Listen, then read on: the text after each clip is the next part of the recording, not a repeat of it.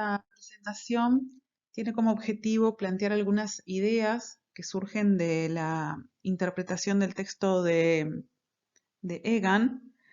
Se trata de hablar de un nuevo enfoque en el campo de la educación. Este nuevo enfoque se conoce como educación imaginativa y se basa en la recapitulación histórica de la humanidad. Se toman ideas de Vygotsky, que afirma que la construcción cognitiva está mediada socialmente.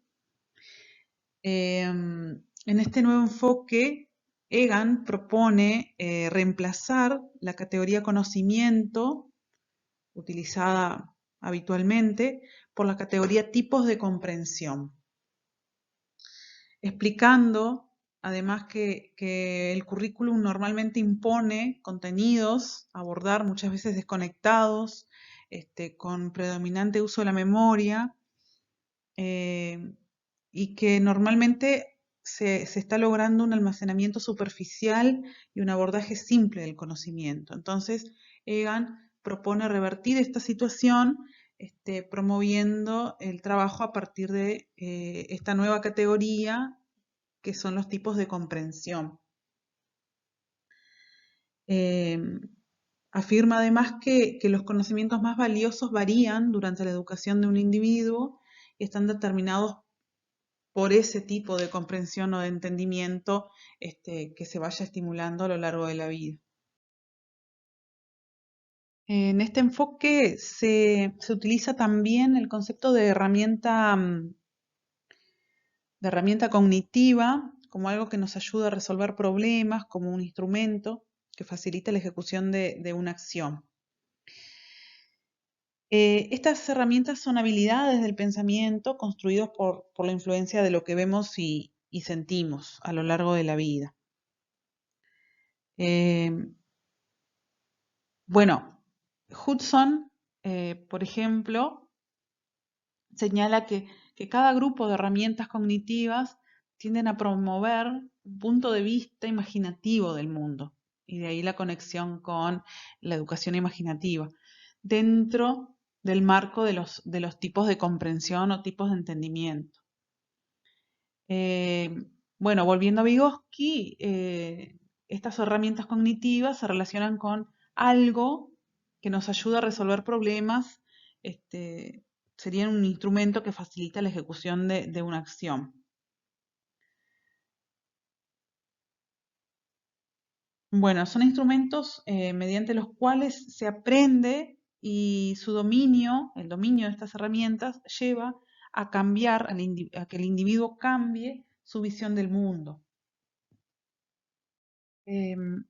Volviendo a la categoría tipos de comprensión,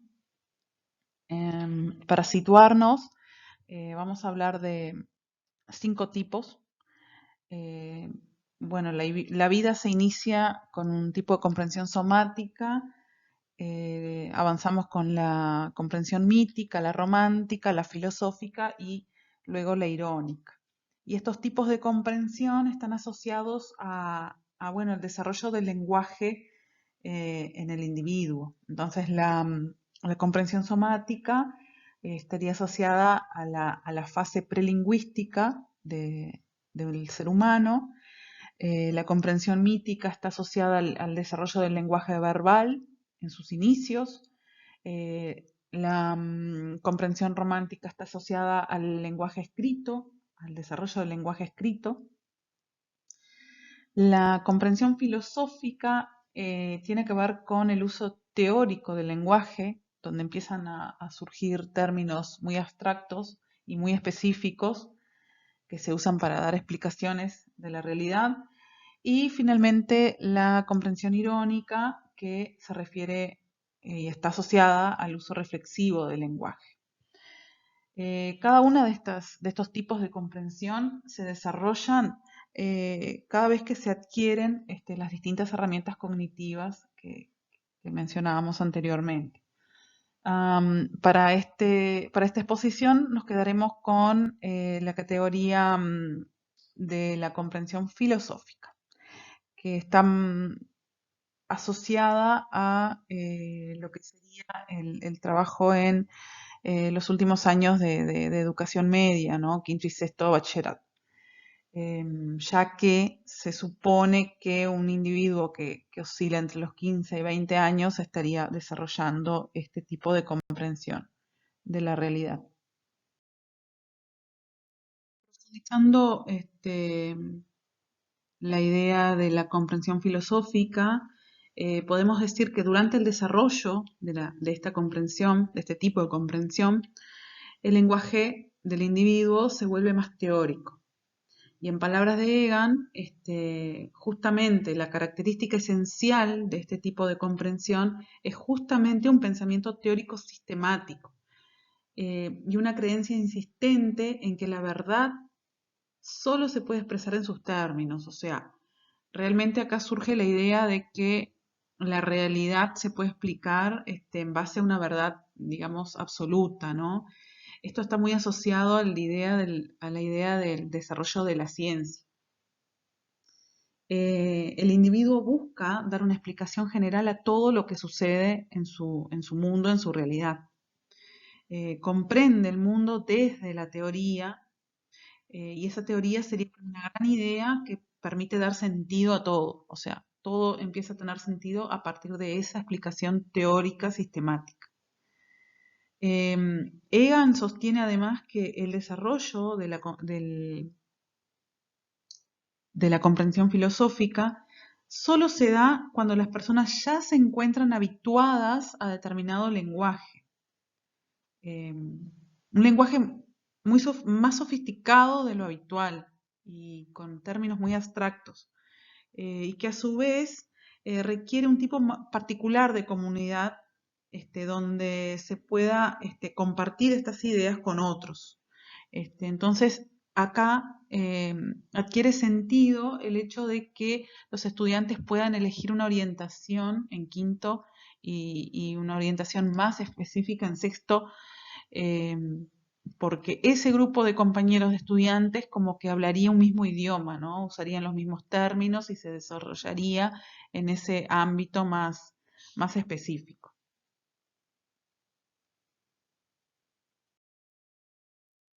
Con respecto a las herramientas propias de la comprensión filosófica, las herramientas cognitivas que permitirían el desarrollo de este tipo de comprensión, podemos agruparlas en tres grupos. En primer lugar, las herramientas metanarrativas, o sea, lo que el individuo estaría acostumbrado a hacer desde la perspectiva romántica, bueno, acá se modifica, ¿no? Acá la atención se vuelca a los procesos, a explicar procesos, a cómo funcionan las cosas, a cómo ocurren determinadas situaciones o eventos. Tiene que ver con explicar contenidos desde la teoría, dejando en evidencia una generalidad, buscan la generalidad. Está relacionado con el desarrollo del lenguaje teórico, como veníamos explicando, y con la necesidad de buscar una verdad que pueda explicar esa realidad. Realmente, puntos a destacar dentro de este grupo de herramientas sería la necesidad de generalizar, la búsqueda de la verdad y la explicación de los procesos en lugar de los resultados. Por otro lado, podemos hablar de la definición del yo. Se trata de una herramienta fundamental para conectar a los estudiantes con aquello que están aprendiendo. Considerar cómo les afecta ese tema en su vida diaria, cómo pueden ellos contribuir y trabajar directamente con el desarrollo de aquel tema, o sea, como que darle identidad a las temáticas que se están trabajando. Las herramientas mencionadas anteriormente son aconsejables para la etapa de secundaria, ¿no? De los últimos años de secundaria. Más allá de eso, si el estudiante logra acceder a un nivel terciario de educación, pasaríamos a la tercera herramienta, que serían las anomalías. O sea, buscar excepciones a las reglas, ¿no? Para ampliar esas teorías. Toda teoría que explica la realidad tiene anomalías o excepciones.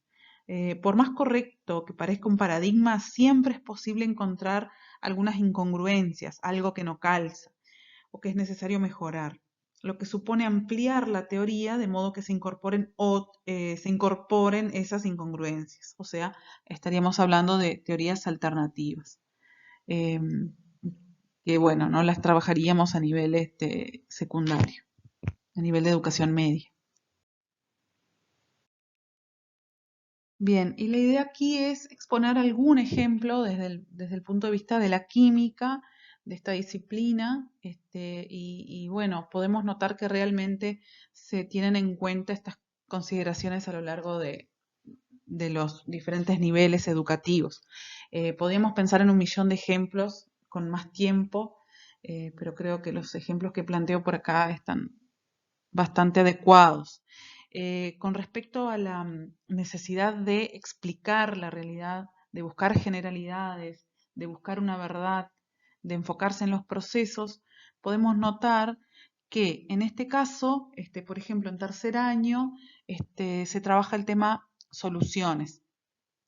Entonces, podemos preparar una solución, una mezcla de agua y sal, y podemos observar que, bueno, como que entre comillas desaparece la sal, ¿no? Pero que en realidad está ahí, que ese sistema sigue siendo transparente, eh, que, bueno, que el sistema que se formó es homogéneo, que está formado por dos componentes, hay un soluto, hay un solvente, el soluto está disuelto, el solvente es el que disuelve, se encuentra en mayor cantidad, o sea, lo que hacemos en tercer año es observar una situación de la realidad. Y luego, cuando el estudiante llega a cuarto año, pasamos a darle una explicación teórica a esa situación. Y nos enfocamos más en el proceso. ¿Qué está sucediendo a nivel de partículas cuando se prepara una solución? Bueno, la sal está formada por iones, por cationes, por aniones, que están unidos debido a la atracción electrostática. Bueno, hay moléculas de agua que rodean a la sal y bueno, con sus dipolos van retirando los diferentes iones. Y entonces aparecen un montón de términos eh, sofisticados, abstractos, que los estudiantes deben conocer. O sea, para entender el proceso, los estudiantes deben saber qué significa ión, qué significa molécula, qué es un dipolo, qué es una carga eléctrica. Por aquí otro ejemplo similar. En tercer año hablamos de reacciones químicas o de cambio químico, y un ejemplo muy común para trabajar con los estudiantes es, bueno, ¿qué pasa cuando encendemos la hornalla de la cocina, ¿no? Y ahí está ocurriendo una reacción química.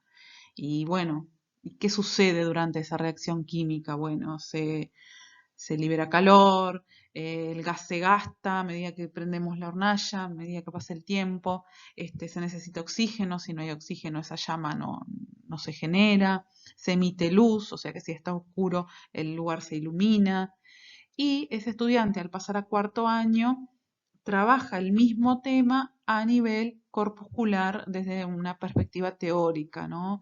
Se habla de reactivos, se habla de productos, se habla de transformación, moléculas que se combinan, que se transforman.